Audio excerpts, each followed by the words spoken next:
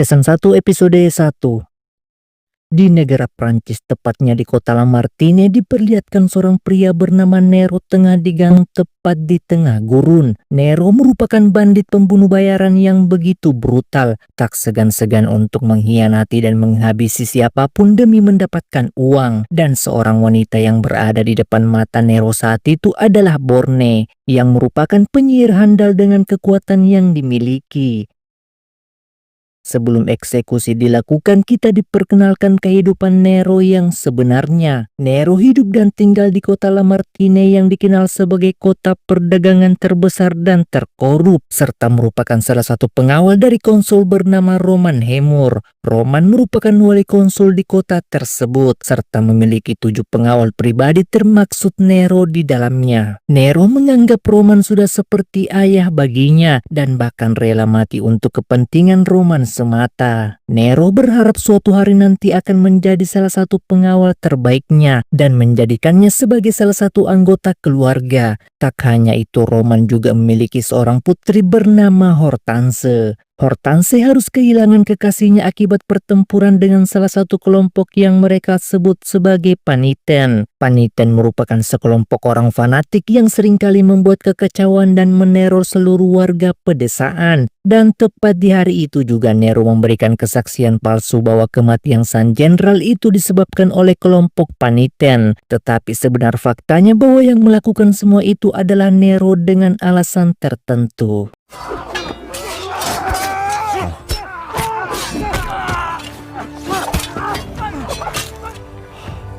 On a vite été dépassé. Ferme. C'est mon patron.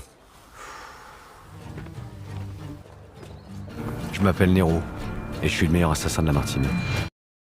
Sementara di negara Roma diperlihatkan seorang pendeta berhasil menemukan sebuah nama yang diduga keturunan iblis terakhir untuk diserahkan ke wanita bermata satu. Dan nama yang dimaksud dalam buku tersebut adalah Nero. Begitupun dengan konsul Corsini datang menghampiri Roman. Dari pertemuan itu Corsini mengatakan bahwa konsul Roman sengaja menghabisi kekasih putrinya agar dapat menikah dengan pangeran Segur. Belum diketahui secara pasti dari mana ia mendapatkan informasi tersebut. Namun dirinya sangat menentang pernikahan itu, mengingat Corsini merupakan ayah angkat dari pangeran Segur. Roman yang mendengarkan hal itu lantas mengatakan bahwa jika mereka menjadi bagian keluarga, maka tanah Segur yang merupakan sumber timah dapat mereka kelola untuk kepentingan dan tujuan bersama. Pangeran Segur merupakan pangeran muda dan terlihat lemah. Mereka dapat memanipulasinya untuk menguasai tanah Segur yang kaya akan sumber daya alamnya. Namun hal itu mendapatkan penolakan.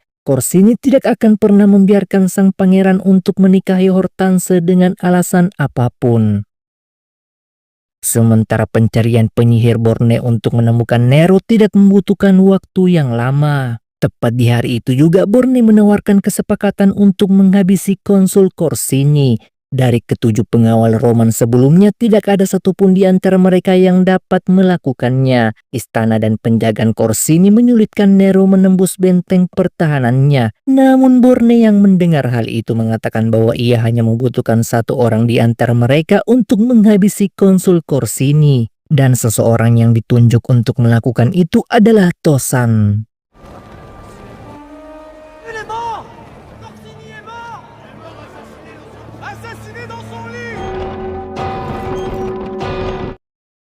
Kematian konsul Corsini hanya membutuhkan satu malam saja setelah kedatangan penyihir Borne, dan Tosan yang melakukan perintah itu terlihat keadaannya tidak baik-baik saja. Nero tentu mempertanyakan bagaimana mungkin Tosan dapat menghabisi Corsini hanya dengan seorang diri, sementara mereka bertujuh pernah mencoba melakukan hal yang sama namun gagal. Tak hanya itu, Nero juga mempertanyakan siapa wanita bermata satu yang dimaksud. Tosan yang mendengar pertanyaan tersebut mengatakan bahwa wanita yang bersamanya adalah seorang penyihir. Sebelum melakukan aksinya, ia sempat menjalani ritual terlebih dahulu, dan entah bagaimana mungkin tiba-tiba saja ia berada di ruangan Corsini. Dari segala bentuk percakapan itu, tiba-tiba saja gigi Tosan harus terlepas secara tak terduga.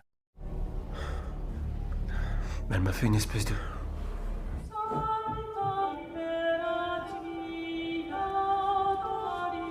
Nero yang penasaran tentang wanita bermata satu mempertanyakan hal itu kepada tuannya. Namun bukannya mendapatkan jawaban, Roman justru mengajak Nero untuk makan malam bersama sebagai bentuk kemenangan. Tak hanya itu, Roman juga memberikan sebuah kalung kepada Nero sebagai bentuk cenderamata dalam rangka menghadiri makan malam pertamanya. Makan malam tersebut dihadiri beberapa tokoh penting di kota Lamartine, termaksud Hortense. Hortense begitu tidak senang jika harus menikah dengan seseorang yang tak dia cintai. Walaupun sebenarnya Pangeran Segur merupakan pangeran yang memiliki banyak kekuasaan, dan alasan Roman mengajak Nero di acara makan malam tersebut adalah untuk menyerahkannya kepada Borne. Borne telah membantu Roman untuk melenyapkan konsul Corsini, dan sebagai tebusannya Roman akan menyerahkan Nero sepenuhnya. Sementara kalung pemberian Roman itu adalah alat yang dapat digunakan Borne untuk mengendalikan Nero.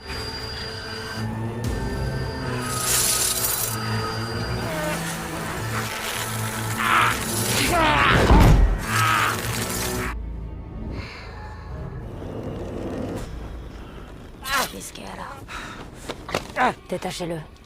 Trouvez-les-moi. Vous m'aviez dit qu'il avait pas de descendants. Maintenant, c'est plus mon problème. Quand c'était Nero, tu l'as. Je deviens ton problème.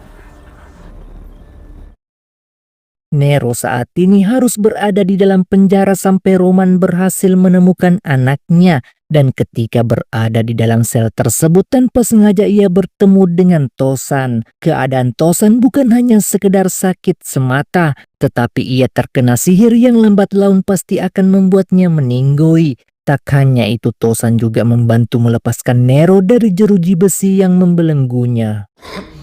Putain.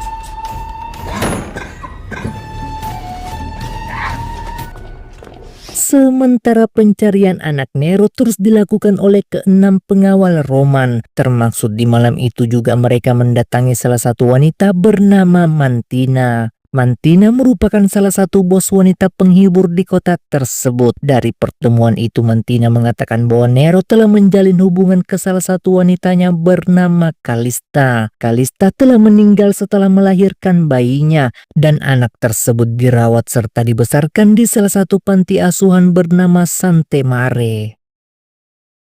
Di waktu yang bersamaan diperlihatkan Nero sedang berada di Sante Mare. Tujuan ia ke sana tak lain dan tak bukan adalah untuk menjemput putrinya semata, yang tentu saja mendapatkan penolakan dari Joseph. Nero selama bertahun-tahun sama sekali tak pernah menanyakan kabar putrinya, dan tiba-tiba saja di hari ini ia datang untuk menjemputnya. Karena mendapatkan penolakan, Nero mengatakan yang sebenarnya, bahwa anaknya bernama Perla sedang diburu oleh seorang penyihir, yang tentu saja membuat Joseph tak percaya omong kosong tersebut. Joseph menganggap bahwa penyihir hanyalah sebuah mitos yang tak pernah ada di dunia nyata, sehingga dengan terpaksa ia mengurung Nero di salah satu ruangan yang ada di tempat tersebut.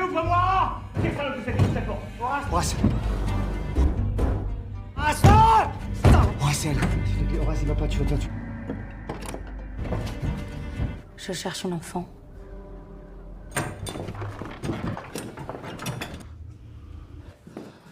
Très violente. Ouais, non.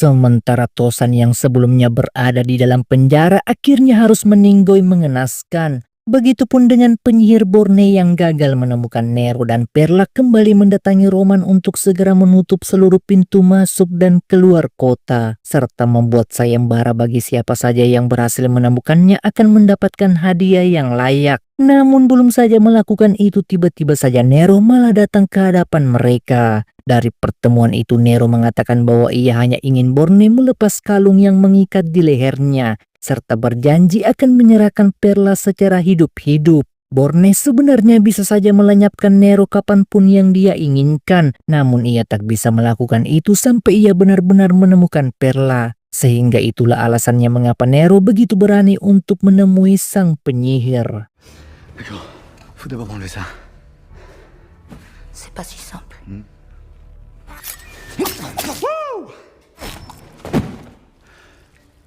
Keberhasilan Nero menghabisi Borne tak sampai di situ. Ia harus kembali berurusan dengan Roman. Pengkhianatan yang dilakukan Roman terhadapnya merupakan suatu kehormatan baginya. Mereka bisa saja saling mengkhianati satu sama lainnya demi mencapai tujuan. Dan Nero berharap bisa kembali menjadi pengawal terbaiknya. Nero berucap seperti demikian karena tidak mungkin bisa mengalahkan ke-6 orang yang berada di depan matanya. Walaupun sebenar faktanya Nero sangat ingin menghabisi Roman. Tuez-le. Trouvez-le. Il en sait trop. Sementara pendeta Joseph yang melihat penyihir ternyata benar ada di dunia nyata tentu saja membuatnya tak percaya. Joseph di malam itu membuka beberapa buku yang menceritakan sepak terjang seorang penyihir dan mendapati bahwa maksud penyihir mengincar Perla adalah untuk mencari keturunan terakhir dari bangsa iblis. Dan Perla merupakan keturunan iblis terakhir yang menjadi incaran Borne. Saat keesokan harinya diperlihatkan Joseph tanpa sengaja menemukan Nero di pinggiran sungai Lamartine, serta memintanya agar segera membawa Perla ke wilayah Segur untuk diserahkan kepada Uskup Agung. Joseph meyakini bahwa hanya di tempat itulah Perla bisa diselamatkan dari ancaman penyihir. Namun untuk menuju ke wilayah yang dimaksud tak semudah yang dibayangkan. Jalan menuju ke sana terdapat beberapa bandit perampok dan kelompok-kelompok fanatik lainnya, sehingga Joseph sangat membutuhkan bantuan Nero untuk mengatasi masalah tersebut. La cherche. Où est l'archevêque? Lui aura les réponses. Vous pouvez pas passer.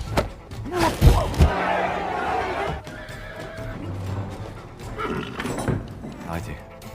Cocher, l'escorte est prête. Je suis fier.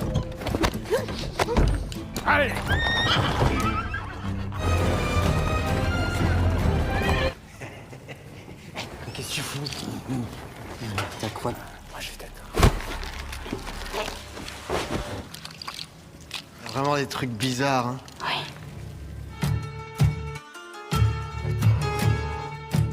Season 1 episode 2.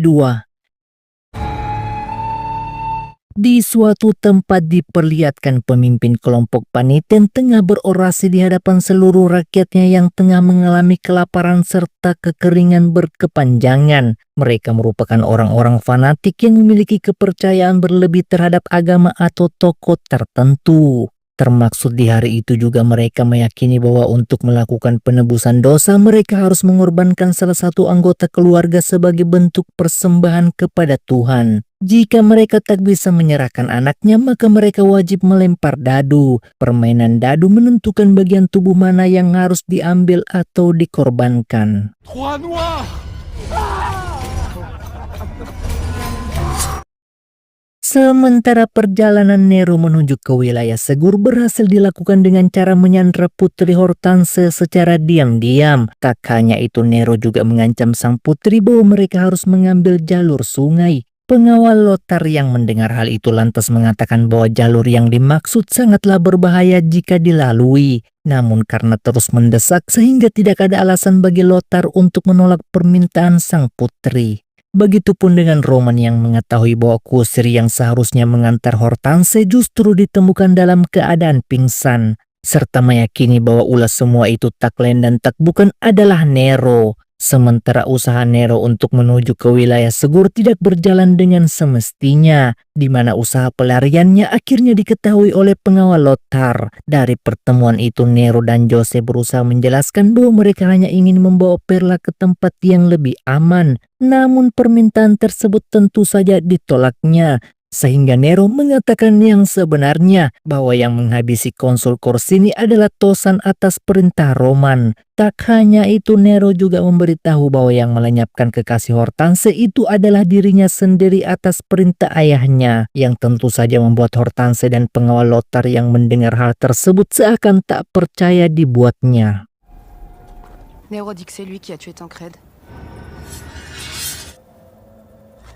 Vous êtes sûr? Vous, patron, vous êtes mort.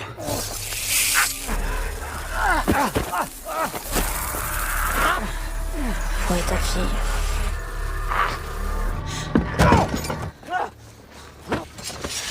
Rien à foutre de cette gamine. Tu vas me faire la morale? Tu n'oseras pas. Faites ce qu'il dit. Là, c'était entre le foie. Jetez vos armes. Je crève aussi ta fille, Rochemort. Et bout de vos sales gueules. Nero terpaksa melukai anaknya karena sudah tak memiliki pilihan lain. Jika menyerahkan Perla kepada sang penyihir, maka sudah dipastikan anaknya pasti akan meninggoy. Tak hanya itu, pengawal Lothar yang juga sebelumnya sangat setia kepada Roman memutuskan untuk mengakhiri kesetiaannya setelah semua pengkhianatan yang dilakukan. Lothar mengambil keputusan itu karena Roman telah menghabisi sahabatnya sendiri yang merupakan kekasih dari sang putri, sehingga ia berniat untuk melakukan pembalasan dendam bersama-sama. Namun Nero yang mendengar hal tersebut justru menendangnya keluar dari kereta. Begitupun dengan seluruh anak buah Lothar harus dihabisi atas perintah Roman. Tujuannya tak lain adalah untuk menghilangkan saksi pembunuhan terhadap konsul Corsini, serta menugaskan ke-6 pengawal terbaiknya untuk mencari dan menemukan putrinya kembali. Perjalanan Nero mencapai Segur melalui jalur sungai harus terhenti ketika desa tersebut dilanda kekeringan berkepanjangan. Joseph mengatakan bahwa tempat ini telah dilanda wabah penyakit seperti kekeringan, kelaparan, serta peperangan. Karena sudah tidak adanya pilihan, mereka terpaksa melewati sungai tandus dengan cara berjalan kaki. Namun ketika Nero baru saja akan hendak berjalan, mereka sudah mendapatkan hadangan dari beberapa orang dengan persenjataan di tangannya, sehingga kuda yang merupakan satu-satunya alat bagi mereka terpaksa diserahkan dengan begitu saja.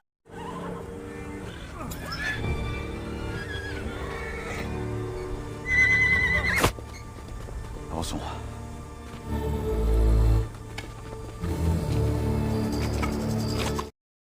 Perjalanan yang tandus di tengah hutan belantara akan menyulitkan Nero dan Joseph untuk mencapai wilayah Segur. Terlebih luka yang dialami Perla sebelumnya juga semakin memburuk. Tak hanya itu, Nero juga tak percaya bahwa penyihir bermata satu yang telah ia habisi dengan tangannya sendiri ternyata bisa hidup kembali dari kematiannya. Begitupun dengan Borne tetap akan melanjutkan pencarian dalam menemukan Nero serta anaknya. Namun dari kejauhan tanpa menyadari bahwa pergerakannya sedang dipantau oleh seseorang pria yang tak diketahui.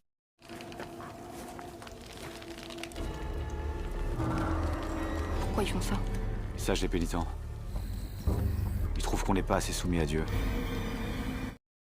Di tengah-tengah peristirahatan mereka, Nero memutuskan untuk mencari akar pohon yang dapat digunakan Perla menghilangkan rasa sakit akibat luka yang diderita. Sementara Joseph, Hortense, dan Perla akan menunggu. Dan ketika pencarian itu, Nero tanpa sengaja malah bertemu dengan pengawal Lothar. Dari pertemuan tersebut, Lothar mengatakan bahwa ia bisa saja menghabisi Nero di saat itu setelah apa yang dia lakukan sebelumnya. Sementara Joseph yang sedari awal menunggu kedatangan Nero tak kunjung datang, memutuskan melanjutkan perjalanan mereka. Dari perjalanan tersebut, Hortense mengatakan bahwa sebaiknya mereka kembali saja ke kota Lamartine. Joseph tidak akan mungkin bisa sampai ke Segur tanpa bantuan Nero, namun hal itu mendapatkan penolakan. Sang penyihir tidak boleh mendapatkan Perla, karena Perla merupakan keturunan iblis terakhir yang dapat digunakan Borne untuk memulai kehancuran dunia. Joseph yang dilanda keputusasaan di malam itu juga berniat untuk menghabisi Perla. Karena dengan kematiannya maka sudah tidak ada lagi yang dapat dilakukan Borne untuk menghancurkan dunia. Zineb! Vous allez bien? Non, Où est l'enfant? Lâche-la.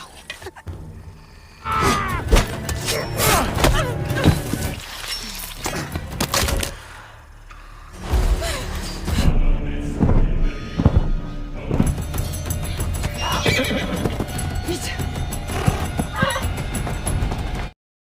Sementara konsul Roman di hari itu diperlihatkan sedang berkunjung ke istana Pangeran Segur, dan di sepanjang jalan dapat disaksikan penduduk desa yang berada di sekitaran istana itu dilanda kemiskinan, kelaparan, serta wabah penyakit. Sementara sang pangeran dan seluruh jajaran istana hidup berlimpahan harta, kemewahan, dan kesenangan di atas penderitaan rakyatnya sendiri. Begitupun dengan usaha Joseph, Hortense, dan Perla untuk melarikan diri dari kejaran sang penyihir justru membawanya bertemu dengan kelompok paniten yang berada di wilayah tersebut.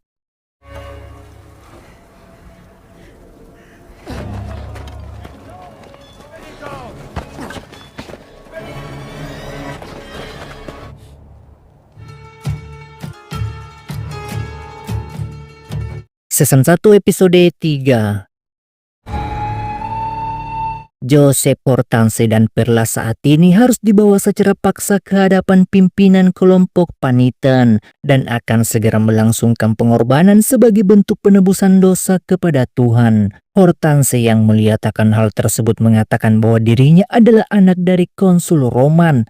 Ia memiliki kekayaan yang dapat digunakan sebagai bentuk pengorbanan, sehingga Hortense menyerahkan cincin serta kalung emasnya untuk diberikan. Namun hal tersebut tentu saja ditolaknya. Tuhan tidak membutuhkan harta kekayaan, melainkan membutuhkan salah satu anggota tubuh Hortense untuk dipersembahkan. Tak hanya itu, paniten juga akan memperkaosnya sembari mengajari sang putri arti dari penyerahan. Mais...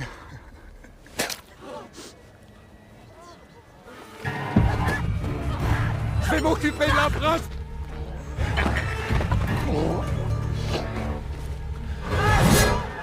J'ai péché. Je m'en suis. Je dois faire pénitence. J'ai péché. J'ai beaucoup péché. Laissez-moi. J'ai participé, je veux jeter les osselets. Laissez-moi jeter les osselets. Ciao.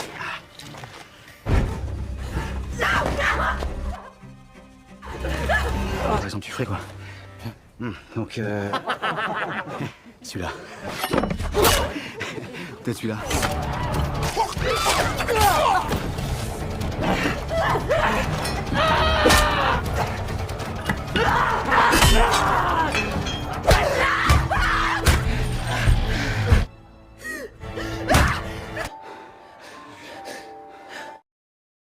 Setelah kematian pemimpin paniten, seluruh warga pedesaan akan berpindah menuju ke kota Lamartine dan meminta Hortense agar segera ikut bersama rombongan warga. Sementara Nero akan tetap melanjutkan perjalanan menuju ke Istana Segur untuk bertemu dengan Uskup Agung. Namun sesaat sebelum melakukan perjalanan itu, tiba-tiba saja Hortense mengundurkan niatnya dan malah kembali kepada Nero. Ia melakukan semua itu hanya untuk mengadili ayahnya atas semua kejahatan yang dilakukan. Roman telah menjual Perla kepada sang penyihir. Paniten memperkaos dan melakukan penjarahan terhadap warganya. Dan bahkan ayahnya tega menghabisi kekasihnya sendiri.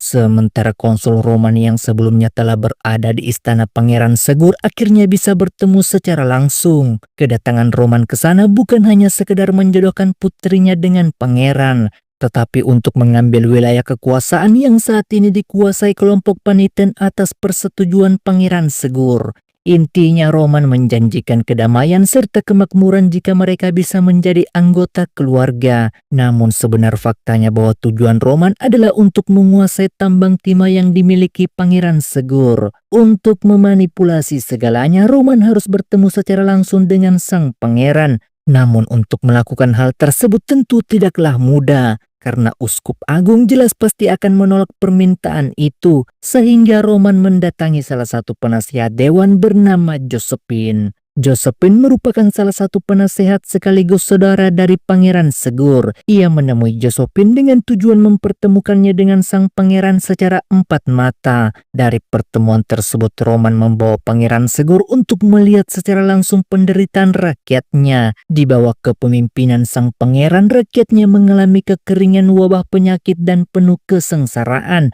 Padahal tanah mereka memiliki sumber tambang timah yang seharusnya dapat mensejahterakan rakyatnya sendiri. C'est le Rochemort qu'elle se manifeste. Le forage des mines commencera à la fin du carême. Et ce siège contre votre fille.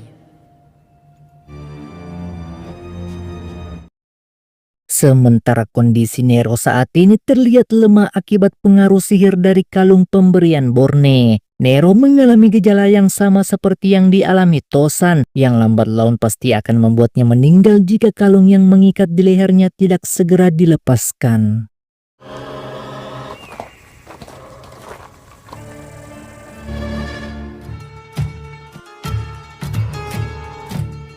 Season 1 episode 4. Perjalanan Nero menuju ke Istana Segur memakan waktu 7 hari lamanya dengan berjalan kaki. Dan di tengah perjalanan itu mereka menemukan satu wilayah kekuasaan Pangeran Segur. Kondisi benteng tersebut terlihat cukup berantakan dengan beberapa mayat yang berserakan. Penjaga istana tidak mengizinkan siapapun untuk dapat masuk ke dalam. Namun karena Hortense menegaskan bahwa dirinya adalah calon putri kerajaan Pangeran Segur, hingga pada akhirnya mereka mendapat izin untuk masuk ke dalam istana. La Breval va vous recevoir. On se tire d'ici. Afreval merupakan wilayah yang dipimpin seorang pria bernama Count Afreval dan merupakan salah satu tempat wilayah kekuasaan dari Pangeran Segur. Tujuan Hortense ke sana adalah untuk meminta bala bantuan penjagaan serta beberapa kuda yang dibutuhkan agar bisa sampai dengan cepat ke istana. Mengingat saat di perjalanan mereka mendapatkan serangan dari kelompok Paniten. Afreval yang mendengarkan hal itu mengatakan bahwa mereka juga mendapatkan serangan dari Paniten. Orang-orang tak bernyawa yang sang putri lihat saat berada di luar benteng itu adalah ulah dari Paniten. Mereka tidak bisa berbuat banyak ketika kelompok tersebut melakukan penyerangan, dan yang digantung tepat di depan mata mereka saat itu adalah kelompok pembelot yang telah berkhianat. Mendengarkan semua penjelasan tersebut, Hortense memutuskan untuk tinggal beberapa hari ke depannya sembari menunggu kedatangan sang pangeran untuk menjemputnya. Kapten Lothar yang merupakan seorang laksamana perang menyadari bahwa ada sesuatu yang tak beres di benteng Afreval. Para penjaga mengunci serta memblokade seluruh gerbang masuk ke dalam istana. Pertempuran yang diceritakan Afreval sebelumnya, tidak ada satupun prajurit yang terluka atau meninggoy akibat pertempuran. Semua mayat yang ditemukan di sepanjang jalan itu merupakan penduduk desa. Mereka membiarkan kelompok Paniten menjara serta melakukan pembantaian. Begitupun dengan Hortense mendapatkan pelayanan terbaik dari seorang pelayan bernama Dolphin. Hortense mengutarakan kesedihannya setelah apa yang dilakukan Paniten terhadap desa mereka. Namun Dolphin yang mendengarkan hal tersebut justru mengatakan bahwa semua penduduk desa dikumpulkan lalu dibantai. Seakan-akan memberikan kode bahwa Paniten bukanlah dalang dibalik kekacauan, melainkan dari Afreval sendiri. Hortense dan Nero mendapatkan pelayanan terbaik dari Count Afreval. Mereka bisa mandi, mengganti beberapa pakaian, dan bahkan diberikan makanan. Dari pertemuan itu, Hortense mengutarakan pesan dari salah satu pelayannya bahwa beberapa penduduk desa dikumpulkan di suatu tempat lalu dibantai, serta mempertanyakan maksud tersebut kepada Afreval. Afreval yang mendengarkan hanya bisa mengatakan bahwa jika sang putri memiliki beberapa pertanyaan, sebaiknya ia mempertanyakan langsung kepadanya tanpa melalui pelayannya. Namun tak berselang lama dari pembicaraan mereka, tiba-tiba saja seseorang yang tak diketahui datang ke istana tersebut.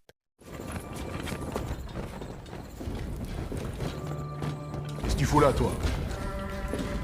Parle, bon. Emmenez-le au cachot.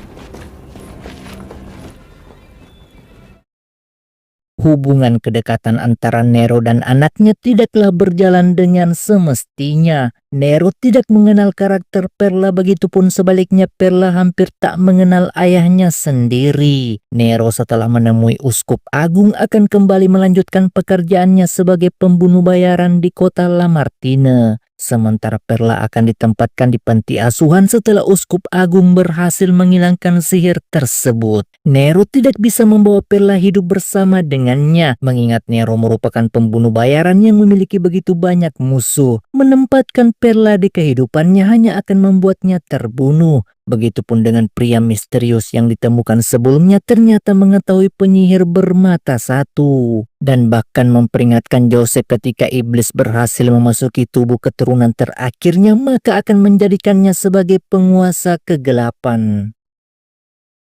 Di Istana Segur diperlihatkan pendeta tengah membawa mayat yang telah membusuk untuk diserahkan kepada Uskup Agung, dan mayat yang dimaksud adalah Tosan. Tosan meninggoy akibat pengaruh sihir dari Bornes sebelumnya. Penyerahan Tosan kepada Uskup adalah untuk mengetahui penyebab kematiannya, mengingat Uskup merupakan seseorang yang mengetahui lebih banyak tentang sihir kegelapan. Jika Uskup menjalankan ritual dan berhasil membuatnya berbicara, maka tamatlah riwayat Roman.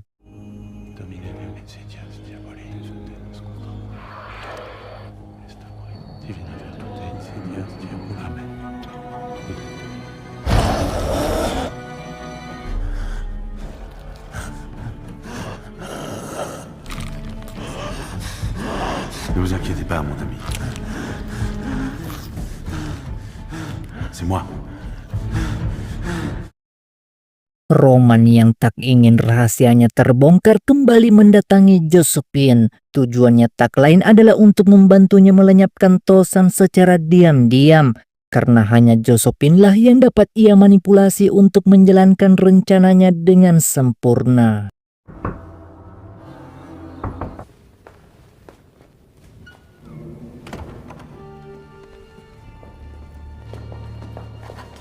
Que vous allez faire?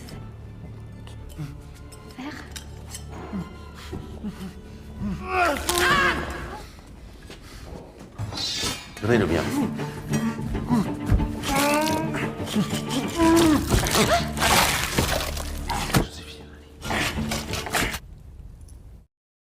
Sementara pelayanan Dolphin di hari itu diperlihatkan kondisinya tidak baik-baik saja. Apa yang Dolphin katakan kepada Hortense sebelumnya mendapatkan balasan tak terduga, di mana lidah Dolphin harus terpisah akibat ulah dari Count Afreval. Hortense yang mengetahui semua kebenaran tersebut di hari itu juga mendatangi Nero, Lothar, dan Joseph. Ia meminta agar mereka melakukan perlawanan setelah apa yang terjadi. Namun tindakan tersebut mendapatkan penolakan. Mereka tidak bisa melakukan apa-apa sampai Pangeran Segur tiba di istana Afreval.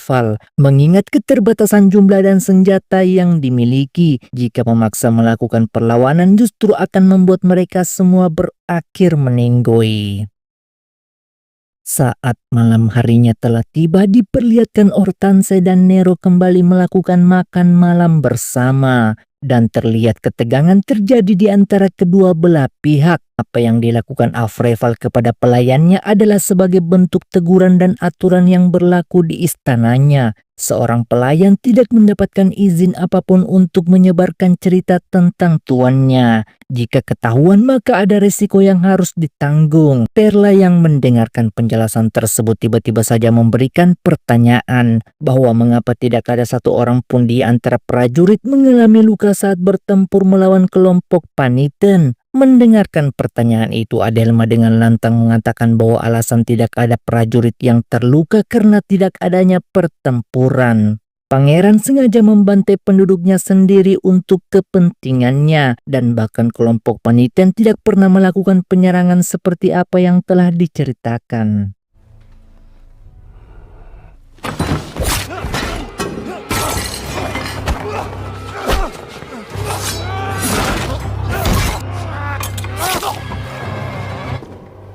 Vos armes, sinon je la crève.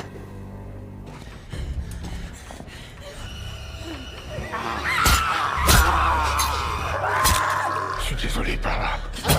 Allez, allez. Prie avec moi.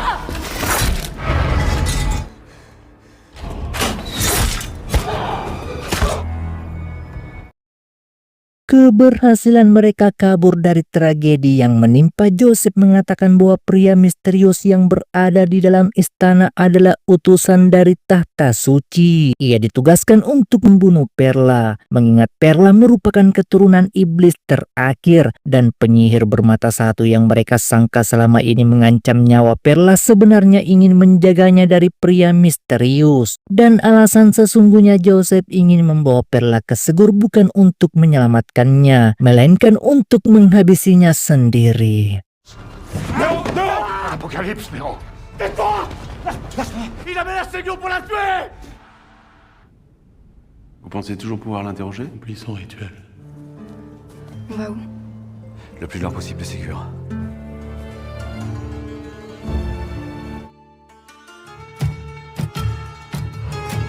Season 1 episode 5. Pangeran Segur yang mendapatkan pesan dari sang putri akan memerintahkan pasukannya untuk melakukan penjemputan sesegera mungkin. Di dalam pesan tersebut Hortense mengatakan bahwa ayahnya telah melakukan perjanjian dengan seorang penyihir sehingga Roman akan diadili atas tindakan yang dilakukan. Begitupun kondisi Nero hari demi hari semakin memburuk, bahkan giginya harus terlepas seperti yang dialami Tosan. Jika Nero tak segera menemui uskup agung, maka kalung yang mengikat di lehernya akan membunuhnya secara perlahan. Namun di sisi lain jika dirinya ke sana maka nyawa Perla akan terancam. Satu-satunya cara bagi Nero adalah mendatangi wilayah yang disebut sebagai Podricer. Ia meyakini bahwa di tempat tersebut terdapat seorang penyihir yang dapat melepas kalungnya. Sementara Joseph di hari itu diperlihatkan mencoba mengajak Lothar agar ikut bersamanya menuju ke Segur. Tujuannya adalah untuk memberitahu uskup agung siapa sebenarnya Perla. Namun Lothar menolaknya. Ia tak mungkin bisa untuk membunuh Perla yang hanya merupakan anak kecil semata. Terlepas dari semua permasalahan yang ada, tujuan Lothar yang sebenarnya adalah untuk mengadili Roman atas tindakan kejahatan yang dilakukan. Dan untuk mengadili konsul Roman, ia membutuhkan kesaksian Nero dan Hortense sebagai saksinya.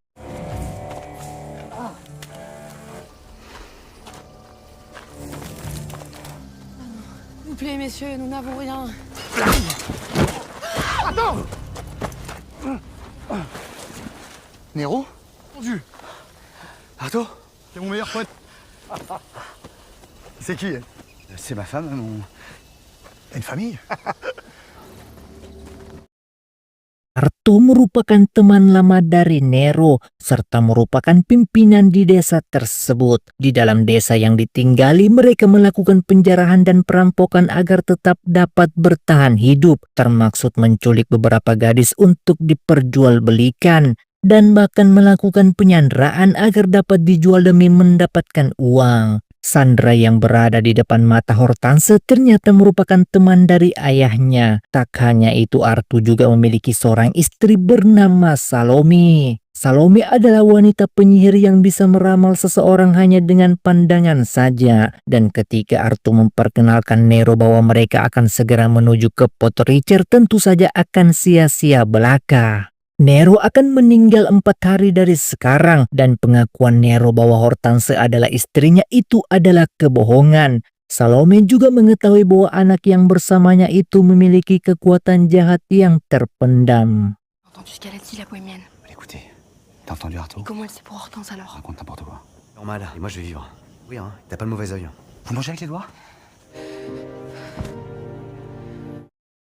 Setelah Nero dan Hortense melakukan hubungan, ia kembali mengalami batuk yang cukup parah. Salome yang melihat akan hal itu mengatakan bahwa pencarian Nero dalam menemukan penyihir di Podricer akan sia-sia belaka. Di tempat tersebut tidak ada penyihir yang dapat melepaskan kutukan kalung yang mengikat di lehernya. Dan bahkan ia sendiri juga tak mampu untuk melakukan hal tersebut.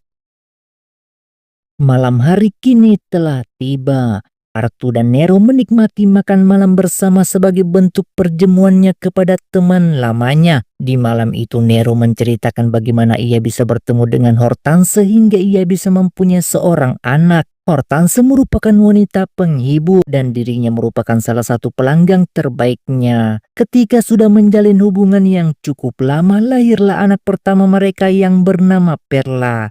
Semua kebohongan yang dilakukan Nero itu adalah melindungi Hortense semata. Karena jika Arthur mengetahui bahwa Hortense adalah anak dari putri sang konsul Roman, maka ia akan menyanderanya untuk dijual. Di tengah pembicaraan itu tiba-tiba saja pria yang merupakan sandera Arthur mengatakan bahwa ia mengetahui siapa sebenarnya Hortense. Ia meminta agar Nero melepaskannya, karena jika tidak maka ia akan mengadukan hal tersebut kepada Arthur. Mendapatkan ancaman tanpa pikir panjang, Nero malah menghabisinya di saat itu juga.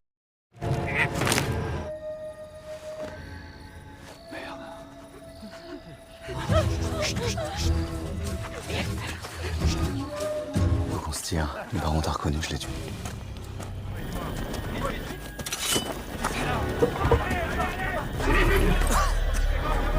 Prends les chevaux.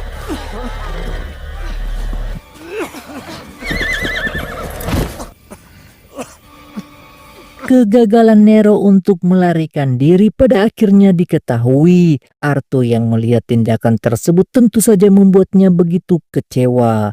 Ia telah memberikan makanan, tempat tinggal, dan sekarang malah ingin mencuri kudanya. Nero yang tak kehabisan akal di malam itu terpaksa mengatakan yang sebenarnya, bahwa Hortense bukanlah istrinya. Wanita tersebut adalah anak dari konsul Roman di kota Lamartine. Persahabatan mereka sudah berlangsung selama 20 tahun lamanya, dan sekarang Nero mengalami sakit akibat ulah dari sang penyihir. Apa yang dikatakan Salome sebelumnya mungkin benar adanya. Ia akan meninggal 4 hari ke depannya. Membunuh Nero tidak akan mengubah apapun, sehingga ia menawarkan sebaiknya Arthur menyerahkan kuda miliknya, dan sebagai gantinya ia bisa mengambil Hortense untuk dijual kepada siapapun yang dia inginkan. Et elle? Monte. Nero m'a vendu. Regarde-moi, Nero. Espèce d'enfoiré de salopard de ton putain d'exorcisme de merde. Fais ça pour sauver ton cul. Putain, Nero. Alasan Arthur membatalkan kesepakatan dan mengganggu Nero itu karena Hortense bersedia membayarnya 10 kali lipat, sehingga tidak ada alasan bagi Arthur untuk menolak penawaran tersebut. Nero akan tetap berada di sana sampai ajal menjemputnya. Begitupun di tempat yang berbeda diperlihatkan Roman akan diadili atas tindakan kejahatan yang dilakukan. Tuduhan anaknya tentang dirinya itu tidak bisa dibenarkan hanya dengan sebuah kertas semata. Mungkin saja Hortense dipaksa seseorang untuk menulis berita buruk tentang dirinya. Dan ketika Roman hendak saja akan dieksekusi, tiba-tiba saja salah satu bangsawan Pangeran Segur datang menghampiri. Ia mengatakan bahwa salah satu wilayah kekuasaannya telah mendapatkan penyerangan dari broker Panake. Mereka akan segera menuju ke benteng Istana Segur untuk melakukan hal yang sama, sehingga mereka membutuhkan bala bantuan tambahan untuk membendung serangan yang dimaksud. Dan seseorang yang dapat melakukan itu adalah konsul Roman dengan beberapa prajurit terbaik di kota Lamartine. Roman yang mendengarkan hal itu tidak akan melakukan perlawanan terhadap Panake, tetapi justru meminta Uskup Agung agar menawarkan kemenangan tanpa perlawanan kepada pihak musuh. Tujuannya adalah memancing Panake memasuki benteng lalu menghabisinya. Namun sebelum hal itu terjadi, Roman akan melakukan negosiasi terlebih dahulu. Roman sendiri yang akan menemui Panake dengan tujuan meyakinkan pihak musuh. Sementara Arthur yang mencoba membawa Hortense untuk dijual mendapatkan hadangan dari Pangeran Segur. Mereka membantai seluruh anak buah Arthur hingga hanya menyisakan Hortense dan Perla semata. Hortense akan membawa Perla ikut bersamanya menuju ke Segur. Ia akan melindungi Perla di bawah kepemimpinannya sebagai putri kerajaan. Sementara Nero akan tetap berada di posisinya sampai maut menjemput. Venir avec moi à Ségur, elle sera sous ma protection. C'est trop dangereux. Je peux rien pour elle. Vers là. Vers là. Voilà. Reviens. Reviens.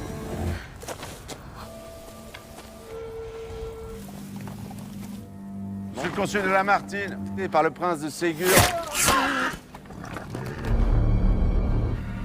On négociait la reddition de Ségur. Je veux la mort de l'archevêque, celle du prince. C'est à qui? Où est ta fille? Va te faire foutre.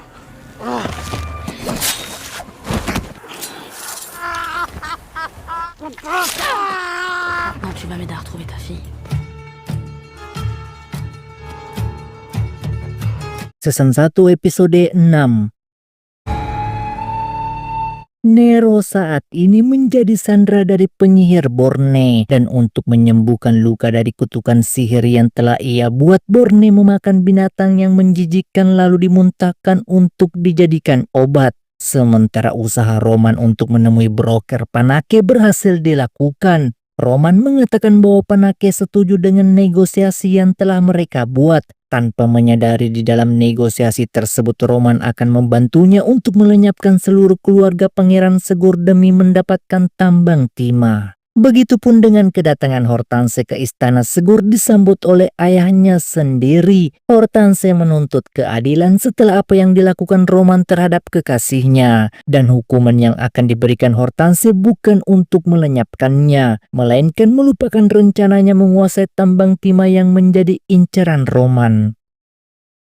Sementara perjalanan Joseph untuk menuju ke Segur, ia tanpa sengaja bertemu dengan wanita parubaya yang sedang mengandung. Joseph yang tak tega melihat wanita tersebut terpaksa membawanya untuk ikut bersama. Di tengah perjalanan yang cukup melelahkan, mereka menemukan sebuah rumah kecil yang sekiranya aman untuk ditinggali sementara waktu. Mengingat di sepanjang jalan terlihat begitu gersang akibat kekeringan yang melanda. C'est ça. On va mourir là?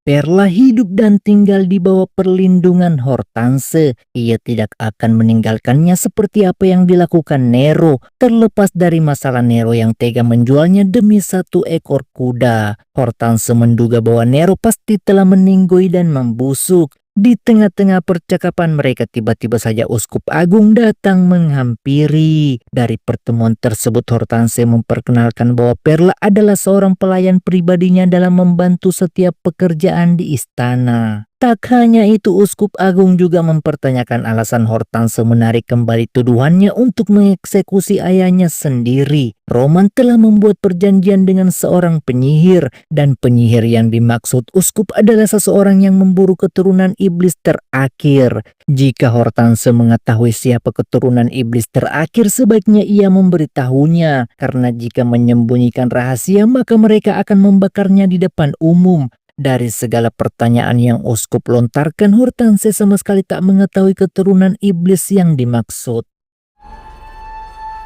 Sementara Nero yang menjadi sandera dari penyihir bermata satu di malam itu mendapatkan kesempatan kedua untuk melenyapkan Borne. Namun Nero tidak bisa melakukan hal tersebut. Untuk bisa memasuki gerbang Segur, Nero membutuhkan Joseph. Sementara keberadaan Joseph saat ini tak diketahui. Hanyalah Borne yang bisa melacak keberadaan Joseph. Dan hanyalah Joseph yang bisa menyelamatkan Perla saat berada di istana Segur.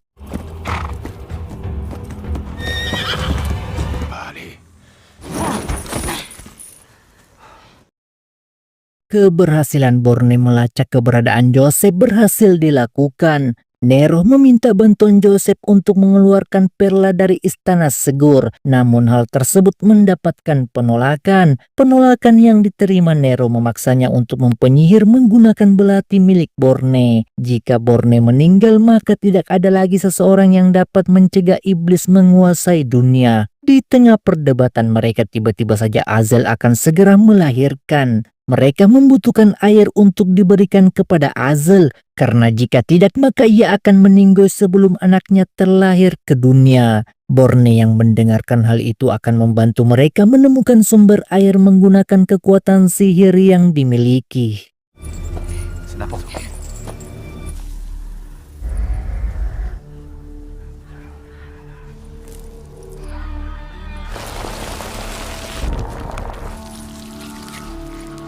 Faut creuser.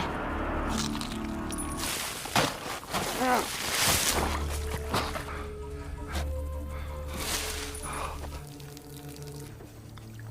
y a une source pas loin. Voilà.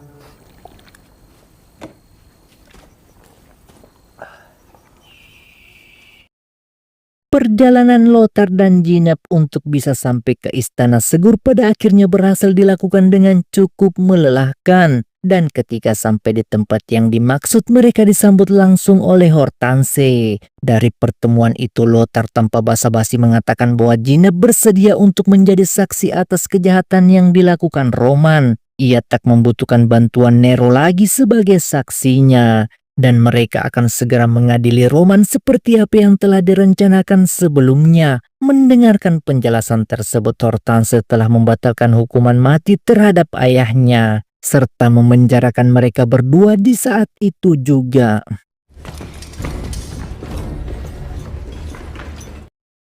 Sementara Borne diperlihatkan memberikan fakta yang mengejutkan kepada Nero bahwa Perla bukanlah keturunan iblis terakhir, tetapi seseorang yang dapat menyelamatkan dunia dari pengaruh iblis. Perla hanyalah alat yang dapat digunakan Borne untuk memulai ritual, dan hal tersebut mengorbankan nyawa Perla. Iblis yang diceritakan Borne adalah pria misterius yang selama ini mengejar mereka atas perintah tahta suci. Belum saja menjelaskan semua, tiba-tiba saja Azel mengalami kesakitan untuk melahirkan anak yang dikandungnya. Mereka tidak bisa berbuat banyak untuk menolongnya. Satu-satunya yang bisa menyelamatkan Azel adalah Borne menggunakan kekuatan sihir. Tetapi yang jadi permasalahan jika Borne melakukan ritual tersebut, maka pria misterius akan mudah melacaknya untuk menemukan keberadaan mereka. Qu'est-ce qu'elle fait? Un démon! Oh, non, la laissez pas! Empêchez-la! Pourquoi Marcel? Tiens!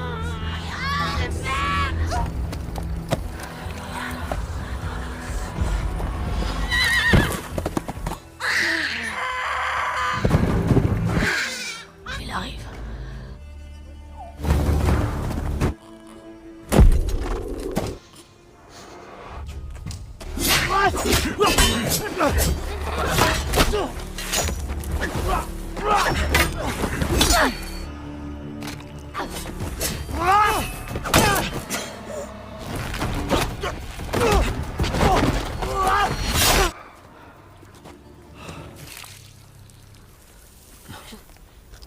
Faut y aller.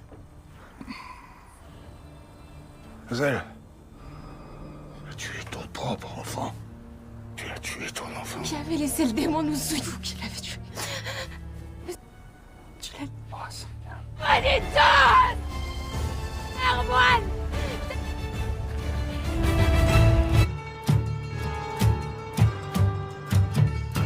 Season 1 episode 7.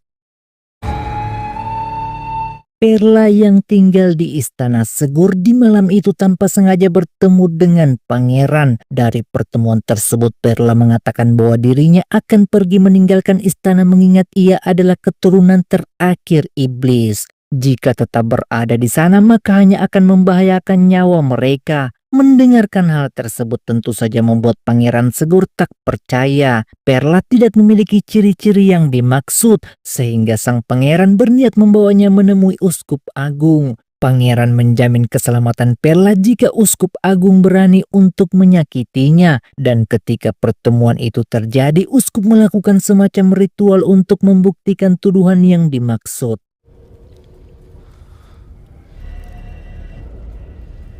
Mademoiselle,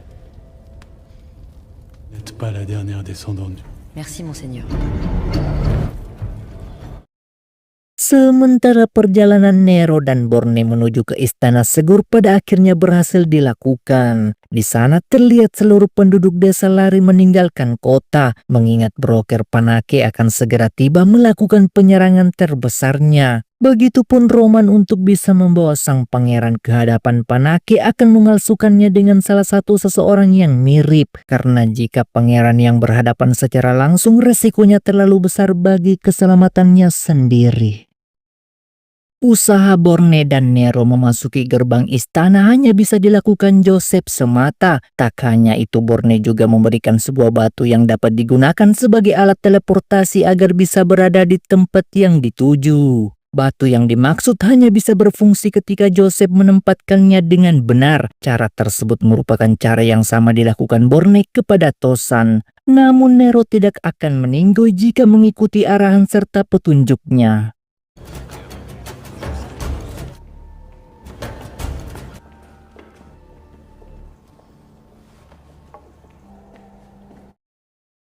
Luka yang dialami Borne kini semakin memburuk ketika berhadapan dengan pria misterius. Luka tersebut tidak bisa sembuh seperti luka-luka sebelumnya. Begitupun pertemuan Joseph dengan ayahnya terlihat tegang satu sama lainnya. Horace mengatakan bahwa tindakannya membawa Perla ke istana sudah benar adanya. Mengingat anak tersebut adalah keturunan iblis terakhir yang harus disingkirkan. Namun Joseph memiliki pandangan lain tentang sihir. Sihir tidak selamanya dapat menjadi ancaman umat manusia. Terlebih apa yang dilakukan Borne untuk menemukan sumber air serta menyelamatkan Azel. Tak hanya itu, ternyata pria misterius yang mengejar mereka selama ini adalah utusan gereja untuk menghabisi Perla atas perintah Uskup Agung.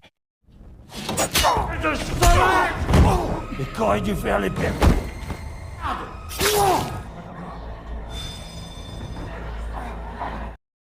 Joseph yang tertangkap dan terkurung membuat Borne dapat merasakannya, sehingga Nero terpaksa akan menemui Roman dengan rencana licik yang dimiliki. Dari pertemuan tak terduga tersebut membuat Roman tak percaya melihat Nero ternyata masih hidup. Roman juga tak mengetahui bahwa Borne lah yang menyelamatkannya saat berada di ujung kematian. Tujuan Nero ke sana adalah untuk menemui Uskup Agung agar dapat melepas kalung yang mengikat di lehernya, serta meminta bantuan Roman agar menyerahkan putrinya. Namun tujuan Nero yang sebenarnya adalah memindahkan kalung tersebut kepada Roman di saat itu juga.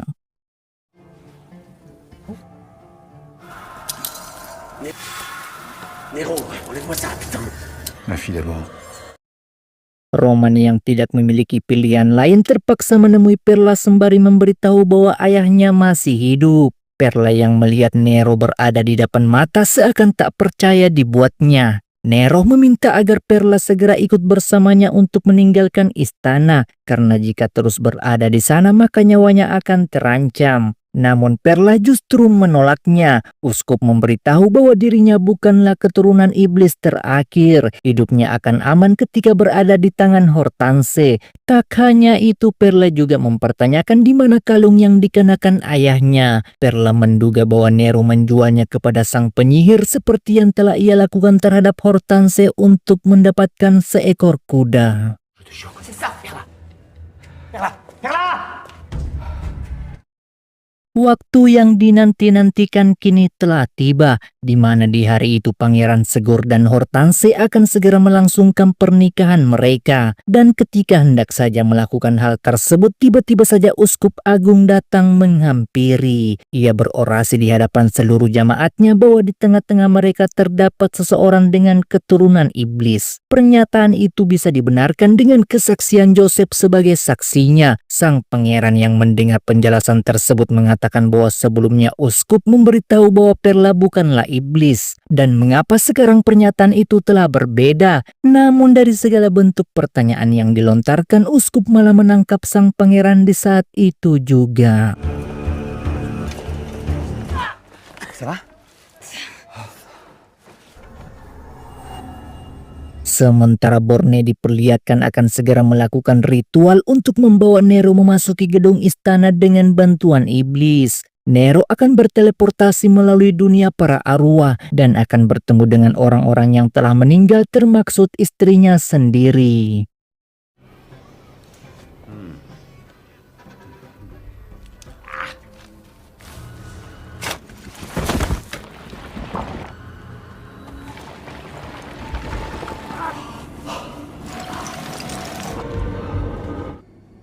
C'est lui qui a eu ça.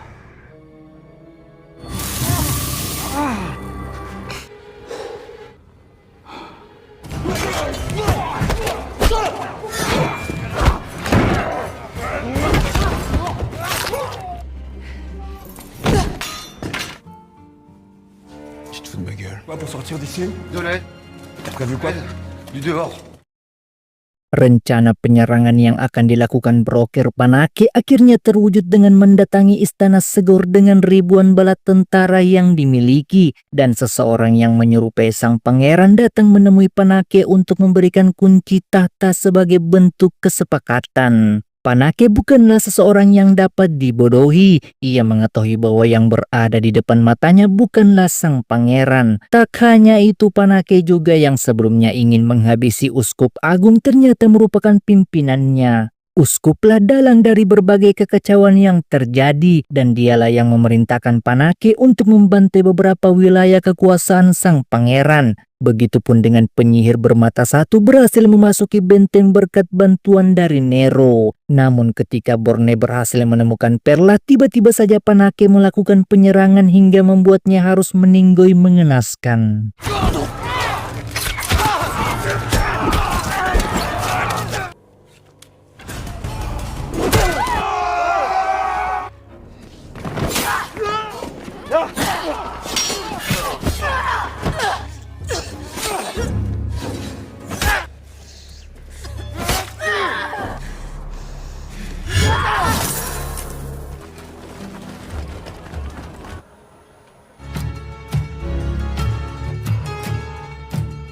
Season 1 episode 8.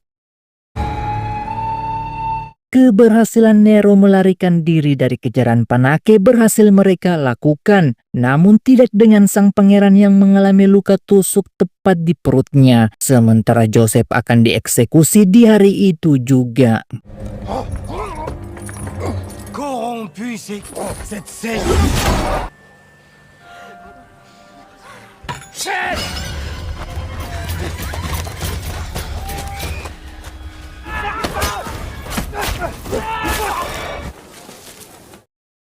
Nero dan beberapa prajurit yang tersisa tinggal sementara waktu di wilayah kumuh Istana Segor, sembari memikirkan bagaimana cara merebut istana dan mengalahkan Panake. Dari segala rencana tersebut nampaknya sia-sia belaka, mengingat jumlah mereka yang terlalu sedikit ditambah lagi kondisi sang pangeran yang tak memungkinkan melakukan penyerangan. Satu-satunya yang bisa dilakukan saat ini adalah kabur ke kota Lamartine. Namun Hortense yang mendengarkan tentu saja menolak.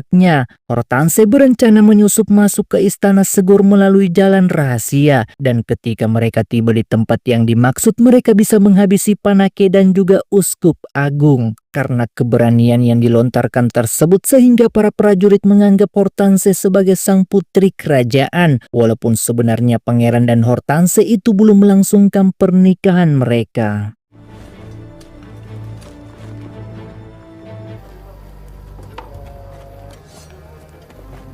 Nero yang mengetahui bahwa tindakan yang dilakukan Hortense dapat membunuhnya mencoba mencegahnya. Hortense tidak perlu mengorbankan nyawanya hanya untuk orang-orang yang tak dia ketahui. Memberikan harapan kepada prajurit justru akan membawa mereka pada kesengsaraan dan penderitaan. Namun keputusan Hortense nampaknya sudah bulat untuk membantu mereka. Nero dan Perla bisa pergi ke kota Lamartine jika ingin melakukannya. Ia akan tetap berjuang dengan prajurit yang tersisa untuk mengalahkan Panake dan juga Uskup Agung. Nero yang menyadari bahwa tindakan yang dilakukan Hortense adalah tindakan bunuh diri pada akhirnya memutuskan untuk membantu melakukan penyerangan. Namun semua itu hanyalah kebohongan semata. Nero secara diam-diam malah membocorkan rencana Hortense kepada Uskup Agung dengan tujuan melindunginya serta membawanya dengan selamat menuju ke Lamartine. Il nous a remis cette carte.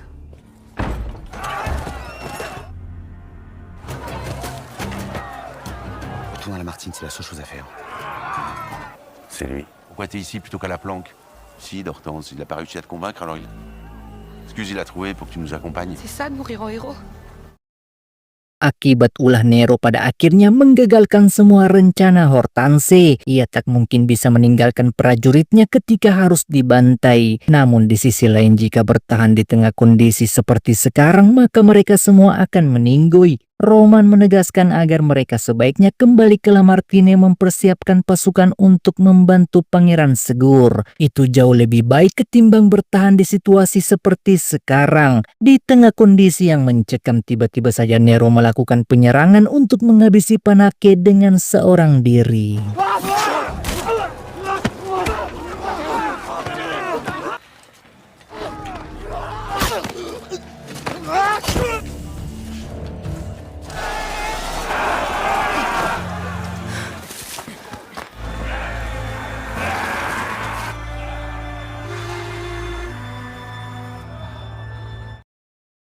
Perla yang melihat ayahnya digantung tepat di depan mata tanpa terduga mengakhiri hidupnya sendiri. Ia melakukan hal tersebut karena Borne memberitahu bahwa hanya dirinya lah yang bisa menyelamatkan mereka semuanya.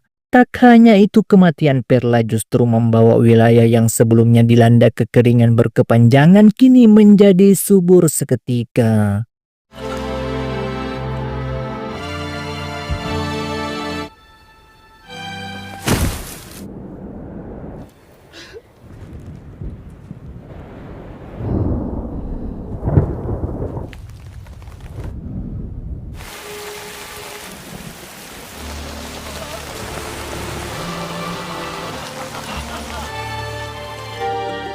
Donnez-vous à Dieu pour mériter son...